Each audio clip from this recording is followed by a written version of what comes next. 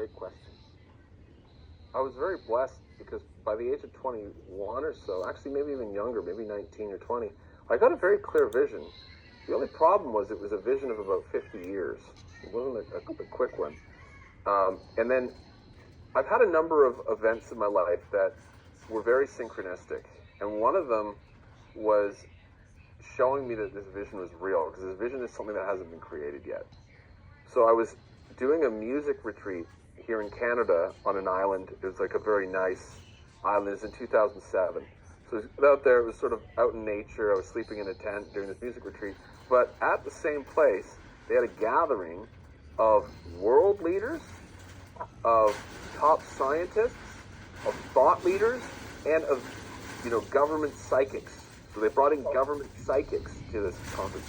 And they were trying to envision the most positive, sustainable future for humanity in the year 2050.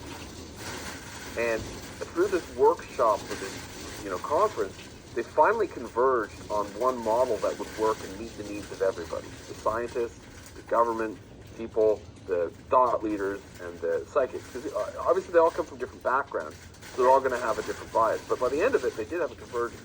And what they described was the exact vision that I had seen when I was 20 in my own mind. So it told me this is something that's real and where the future could head.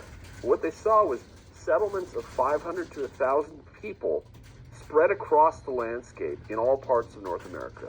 The cities would still be there, but they wouldn't be as dense and not so much traffic jam, and they would be more regenerative. So we'd see more things growing in the cities. That's where the real technology hubs would be happening. But these places would be dome-like structures, these communities of people, and each one would have a specialization, but they'd be connected in a node to all these other places. Completely self-sufficient, completely zero waste as well. But the most important thing was that they were small enough that there would be an elevation of consciousness. So we'd be living regeneratively. Yeah. It's a completely new social model. Like if we went back to tribes, we wouldn't have the same hierarchies in society anymore. Yes. Right? We'd all be people that would be on the same plane, but we'd all have our own specialization. Yes. So we'd be like unique agents that are held together by a social fabric.